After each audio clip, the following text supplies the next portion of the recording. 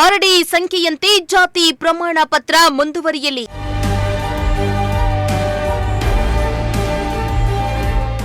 All India Banjara ಸೇವಾ ಸಂಘದ ರಾಜ್ಯದ ಯುವ ಘಟಕ ಒತ್ತಾಯ.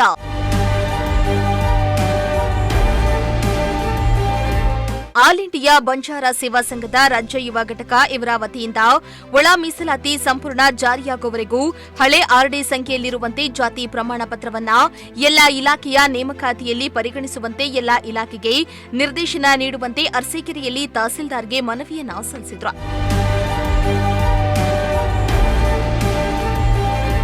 ಇನ್ನು ಇತ್ತೀಚಿನ ದಿನಗಳಲ್ಲಿ ಒಳ ಮೀಸಲಾತಿ ವಿಚಾರದಲ್ಲಿ ಮುರಾರ್ಜಿ ಶಾಲೆಗೆ 6ನೇ ತರಗತಿ ಅರ್ಜಿಗೆ ಕರೆಯಲಾಗಿದ್ದು, ಪರಿಶಿಷ್ಟ ಜಾತಿಗೆ ಸೇರುವ ಮಕ್ಕಳು ಪೋಷಕರು ಅರ್ಜಿ ಸಲ್ಲಿಸಲು ಹೋದರೆ ಪರಿಶಿಷ್ಟ ಜಾತಿಯಲ್ಲಿ ಒಳ ಮೀಸಲಾತಿ ಜಾರಿಯಾಗಿಲ್ಲದಿದ್ದರೂ ಒಳ ಮೀಸಲಾತಿ ವರ್ಗೀಕರಣದಂತೆ ಪ್ರವರ್ಗ ಎ, ಪ್ರವರ್ಗ ಬಿ, ಪ್ರವರ್ಗ ಸಿ ಎಂದು ನಮೂದಿಸಿರುವ ಆರ್ಡಿ ಸಂಖ್ಯೆ ಇರುವ ಜಾತಿ ಪ್ರಮಾಣ ಪತ್ರವನ್ನ ತಿದ್ದುಪಡಿ ಮಾಡಿಸಿ ಸಲ್ಲಿಸುವಂತೆ ಅಧಿಕಾರಿಗಳು ಸೂಚಿಸಿರುವ ಕಾರಣ ಪರಿಶಿಷ್ಟ ಜಾತಿಯ ಮಕ್ಕಳು ಹಾಗೂ ಪೋಷಕರಿಗೆ ತೊಂದರೆಯಾಗ್ತಾ ಇದ್ದು, 50% ಒಳಗೆ ಮೀಸಲಾತಿ ಮೀರದಂತೆ ಹಳೆಯ ಮೀಸಲಾತಿ ಪದ್ಧತಿಯಂತೆ ಎಲ್ಲಾ ಇಲಾಖೆಯಲ್ಲಿ ನೇಮಕಾತಿ ನಡೆಸಲು ಹೈಕೋರ್ಟ್ ಆದೇಶಿಸಿದ್ದು, ಅದರಂತೆ ಎಲ್ಲಾ ಇಲಾಖೆಯ ನೇಮಕಾತಿಗಳಲ್ಲಿ ಹಳೆಯ ಪದ್ಧತಿಯಂತೆ ಹಳೆ ಆರ್ಡಿ ಸಂಖ್ಯೆಯಲ್ಲಿ ನಮೂದಾಗಿರುವ ಜಾತಿ ಪ್ರಮಾಣ ಪತ್ರವನ್ನ ಪರಿಗಣಿಸುವಂತೆ ಹಾಗೂ ಮುರಾರ್ಜಿ ಶಾಲೆಯ ಅರ್ಜಿ ಸಲ್ಲಿಸಲು ದಿನಾಂಕ ಮುಂದೂಡಲು ಆದೇಶಿಸುವಂತೆ ಮನವಿಯನ್ನ ಮಾಡಿದ್ರು.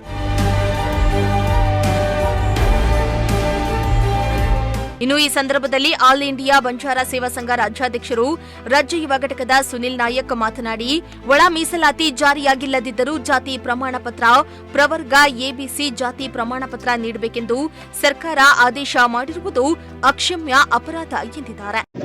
ನಿಮ್ಮ ಹೆಸರು? ನನ್ನ ಹೆಸರು ಸುನಿಲ್ ನಾಯ್ಕ್, ಆಲ್ ಇಂಡಿಯಾ ಬಂಜಾರ ಸೇವಾ ಸಂಘದ ರಾಜ್ಯ ಯುವ ಘಟಕದ ರಾಜ್ಯಾಧ್ಯಕ್ಷರು. ನಮ್ಮ ಹೆಸರು ಬಾಪು ಕುಮಾರ್ ನಾಯ್ಕ್, ನಾವು ಆಲ್ ಇಂಡಿಯಾ ಬಂಜಾರ ಸೇವಾ ಸಂಘದ ತಾಲೂಕು ಅಧ್ಯಕ್ಷರು. ಶರತ್ ಕುಮಾರ್, ನೆರೆ ಘಟಕದ ಅಧ್ಯಕ್ಷರು. ಇವತ್ತು ಪತ್ರಿಕಾ ಮಾಧ್ಯಮದ ಮೂಲಕ ಮಾನ್ಯ ಸರ್ಕಾರಕ್ಕೆ ನಾವೊಂದು ಮನವಿಯನ್ನು ಮಾಡ್ಕೊಳ್ತಾ ಇದ್ದೇವೆ.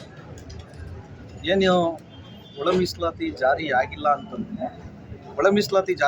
ಅಂತಂದ್ರೆ ಎಲ್ಲ ಇಲಾಖೆಯಲ್ಲಿ ಏನು ಪ್ರವರ್ಗ ಸಿ ಕೆಟಗರಿಯಲ್ಲಿ, ಪ್ರವರ್ಗ ಎ ಬಿ ಸಿ ಕೆಟಗರಿಯಲ್ಲಿ ಇರ್ತಕ್ಕಂಥ ಜಾತಿ ಪ್ರಮಾಣ ಪತ್ರವನ್ನು ಸಲ್ಲಿಸಲಿಕ್ಕೆ ಆದೇಶ ಮಾಡಿರೋದು ಇದು ಅಕ್ಷಮ್ಯ ಅಪರಾಧ ಅಂತ ನಾನು ಭಾವಿಸ್ತೇನೆ.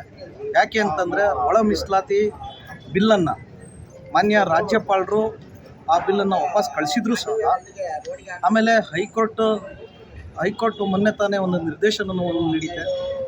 50% ಮೀಸಲಾತಿ ದಾಟ್ದಂಗೆ ತಾವು ಎಲ್ಲ ಇಲಾಖೆಯಲ್ಲಿ ನಿಮ್ಮ ನೇಮಕಾತಿಯನ್ನು ಮಾಡ್ಕೊಳ್ಳಿಕ್ಕೆ ನಮ್ದು ಯಾವುದೇ ಥರದ ಅಭ್ಯಂತರ ಇಲ್ಲ ಅಂತೇಳಿ ಹೈಕೋರ್ಟು ನಿರ್ದೇಶನ ನೀಡಿದರೂ ಸಹ ಮಾನ್ಯ ಘನ ಸರ್ಕಾರ ಎಲ್ಲ ಇಲಾಖೆಗಳಲ್ಲೂ ನೇಮಕಾತಿಗಳಲ್ಲಿ ಪ್ರವರ್ಗ ಎ ಬಿ ಸಿ ಯಲ್ಲಿ ತಿದ್ದುಪಡಿ ಮಾಡಿ ಜಾತಿ ಪ್ರಮಾಣ ಪತ್ರವನ್ನು ಸಲ್ಲಿಸಲಿಕ್ಕೆ ಹೇಳ್ತಾ ಇರೋದು ಎಲ್ಲ ಒಂದು ಕಡೆ ಎಲ್ಲ ಪೋಷಕರಿಗೆ ಮತ್ತು ಎಲ್ಲ ನಿರುದ್ಯೋಗಿಗಳಿಗೆ ಗೊಂದಲ ಉಂಟು ಮಾಡಿದೆ. ಆದ್ದರಿಂದ ರಾಜ್ಯ ಸರ್ಕಾರ ಈ ಕೂಡಲೇ ಮನಗಂಡು ಇಲ್ಲಿ ಇರತಕ್ಕಂಥ ದೋಷನ ಸರಿಪಡಿಸಬೇಕು.